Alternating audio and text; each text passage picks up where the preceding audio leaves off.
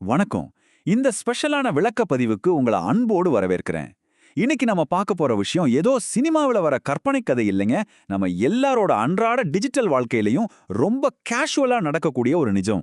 ரகு, நிவேதிதா அப்படிங்க ரெண்டு பேரோட ரொம்ப அழகான நட்பு எப்படி ஒரே ஒரு சின்ன விஷயத்தால சுக்குநூறா உடைஞ்சு போச்சுன்னு தான் நம்ம இப்ப பார்க்க போறோம். ஒரு அழகான சாயங்கால நேரத்துல காலேஜ் கேம்பஸ்ல சிரிச்சு பேசிட்டு இருந்த அந்த அற்புதமான நட்பு எப்படி இருண்டு போகுதுன்னு கொஞ்சம் கவனமா கேளுங்க. இந்த கேள்விய கொஞ்சம் உங்க மனசுக்குள்ளே கேட்டு பாருங்களேன். ஒரே ஒரு சின்ன புகைப்படம் இல்லனா ஒரு சாதாரண ஸ்கிரீன்ஷாட் பல வருஷமா நாம கொஞ்சம் கொஞ்சமா வளர்த்த ஒரு ஆழமான நம்பிக்கைய அப்படியே அழிச்சிடுமா? இந்த கேள்விக்கான விடைய தேடித்தான் நாம இப்ப பயணிக்க போறோம்.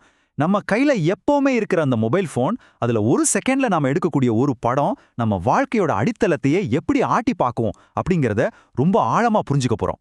சரி, இப்போ நாம நேரடியா விஷயத்துக்குள்ள போலாம். பகுதி 1, ஒரு உண்மையான நட்பு.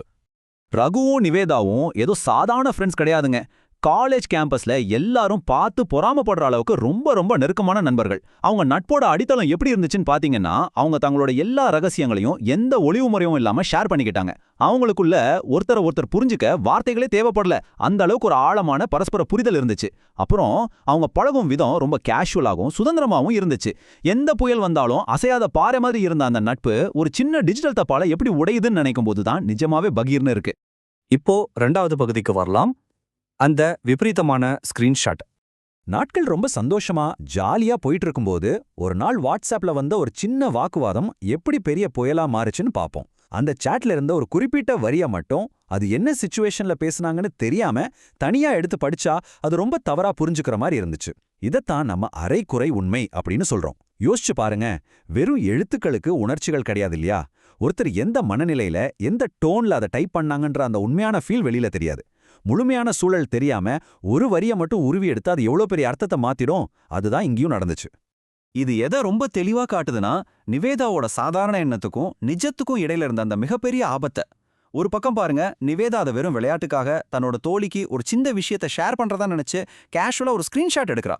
இதை யார் பெருசா எடுத்துக்க போறா அப்படிங்கிற ஒரு கூலான மைண்ட் செட். ஆனா மறுபக்கம் இருக்கிற நிஜம் என்ன? இந்த டிஜிட்டல் உலகத்துல எந்த ஒரு விஷயமே நிரந்தரமானதுங்க.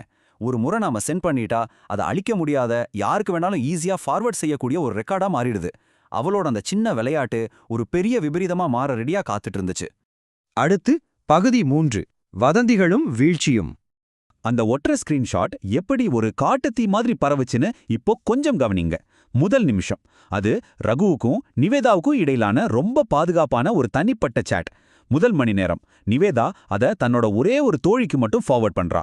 முதல் நாள் அந்த ஸ்கிரீன்ஷாட் காலேஜ் வாட்ஸ்அப் குரூப்கள்ல பலரால இஷ்டத்துக்கு எடிட் செய்யப்பட்டு தப்பு தப்பா பகிரப்படுது.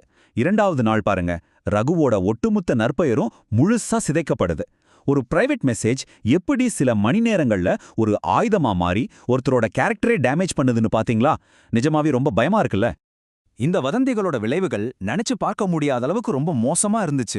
அந்த ஸ்கிரீன்ஷாட் பலமுறை எடிட் செய்யப்பட்டு கண்டபடி ஷேர் ஆச்சு. அவன் நல்லவன் இல்ல, அவன் பொண்ணுங்களை மதிக்க மாட்டான் அப்படிங்கிற ஒரு அப்பட்டமான தவறான பிம்பம் ரகு மேல திணிக்கப்பட்டுச்சு. காலேஜ்ல ரகு எல்லாரும் மொத்தமா ஒதுக்க ஆரம்பிச்சிட்டாங்க. பாவம் ரகுக்கு என்ன நடக்குதுன்னே புரியல. ஒரு பெரிய அதிர்ச்சியில யாருக்கும் எந்த விளக்கமும் கொடுக்கவும் முடியாம அப்படியே உறைஞ்சு போய் நின்னான். நம்ம டிஜிட்டல் உலகத்துல நடக்கிற ஒரு சின்ன கிசுகிசு நிஜ உலகத்துல ஒரு தனி மனிதனுக்கு எவ்வளவு பெரிய ரணத்தை உருவாக்குது பாருங்க. இப்போ 4வது பகுதிக்கு வருவோம். நேருக்கு நேர். அந்த ஒரு பெரிய அமைதிக்கு பிறகு ஒரு மழை காலத்துல அவங்க 2 பேரும் நேருக்கு நேர் சந்திக்கிறாங்க. சுத்தி மழை பெய்துகிட்டு இருக்கு. அப்போ நிவேதா கண்ணீரோட அவங்கிட்ட கெஞ்சி சொல்றா, நான் அப்படி எதுவும் சொல்லல, அது வெறும் ஸ்கிரீன்ஷாட் தான். இந்த வரிய நீங்க நல்லா கவனிக்கணும், அது வெறும் ஸ்கிரீன்ஷாட் தான். அவளை பொறுத்த வரைக்கும் அது ஒரு சாதாரண டிஜிட்டல் இமேஜ், தெரியாம செஞ்ச ஒரு சின்ன தப்பு. ஆனா அது நிஜ உலகத்துல அவனோட வாழ்க்கையில ஏற்படுத்தின வழிய, அந்த பெரிய இழப்ப அவளால அப்ப முழுமையா புரிஞ்சிக்கவே முடியல. இதில் இருக்கிற மிக முக்கியமான விஷயம் என்னன்னா, ரகுவோட அந்த பதில் தான்.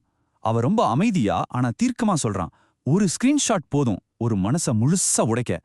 அந்த வார்த்தைகள்ல இருந்த வலி ரொம்ப ரொம்ப ஆழமானதுங்க. வேற எந்த ஒரு விளக்கமும் அந்த இடத்துல தேவைப்படல. அந்த ஒற்றை வரி அவங்க நட்போட முடிவை ரொம்ப ஆழமா ரொம்ப அழுத்தமா சொல்லிருச்சு. தன் மேல வச்சிருந்த நம்பிக்கைய தன் உயிர் தோழியே ஒரு ஸ்கிரீன்ஷாட் மூலமா சந்தேகப்பட்டத அவனால கொஞ்சமும் ஏத்துக்கவே முடியல.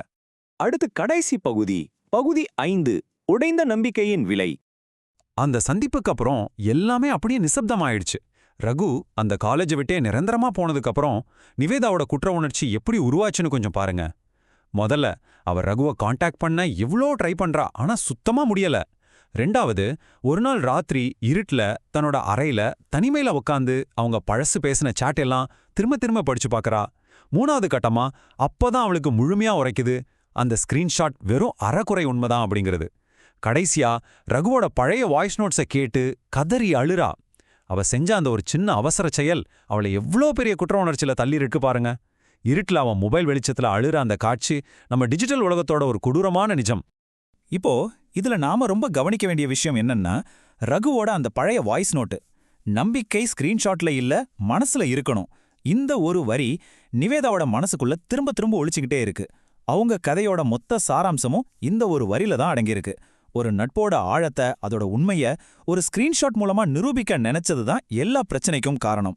மனசுல இருக்க வேண்டிய நம்பிக்கைய ஒரு டிஜிட்டல் திரையில தேடினது தான் அவங்க செஞ்ச மிகப்பெரிய தப்பு. இப்போ நாம அடுத்த விஷயத்துக்கு போலாம். இது எப்படி மொத்தமா முடியுதுன்னு பாருங்க. உடைந்த நம்பிக்கை மீண்டும் ஒருபோதும் பழையபடி மாறுவதில்லை. ஒரு சாதாரண ஸ்கிரீன்ஷாட் அவ்வளோ அழகான ஒரு நட்பை சில நொடிகள்ல அழிச்சிடுச்சு. கையிலிருந்து கீழே விழுந்து உடஞ்சு போன ஒரு பொருளை கூட நம்ம ஒட்ட வச்சிடலாம். ஆனா உடஞ்சு போன ஒரு நம்பிக்கையை திரும்ப உருவாக்குறதுக்கு பல வருஷங்கள் ஆகலாம். இல்லைன்னா சில நேரங்கள்ல அது கடைசி வரைக்கும் முடியாமலே கூட போகலாம்.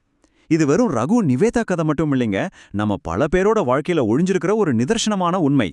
இறுதியாக உங்களுக்கான ஒரு முக்கியமான கேள்வி, உங்கள் அவசரமான டிஜிட்டல் பழக்கங்கள் உங்களின் நிஜ உலக நம்பிக்கையை பணயம் வைக்கிறதா? கொஞ்சம் ஆழமா சிந்திச்சு பாருங்க. நாம ரொம்ப கேஷுவலா அனுப்புற ஒரு ஃபார்வர்ட் மெசேஜ், ஒரு சின்ன ஸ்கிரீன்ஷாட் நம்ம சுத்தி இருக்கிறவங்களோட வாழ்க்கையில எந்த அளவுக்கு பெரிய தாக்கத்தை ஏற்படுத்துதுன்னு யோசிங்க. டிஜிட்டல் உலகத்துல செயல்படும்போது கொஞ்சம் பொறுமையாவும் நிதானமாவும் இருப்போம். அடுத்த முறை நீங்க ஒரு ஸ்கிரீன்ஷாட் எடுக்கும்போது இந்த ரகுவும் நிவேதாவும் கண்டிப்பா உங்க நினைவுக்கு வரணும். இந்த ஆழமான விளக்கப்பதிவை கவனிச்சதுக்கு ரொம்ப நன்றி. சிந்திப்போம்.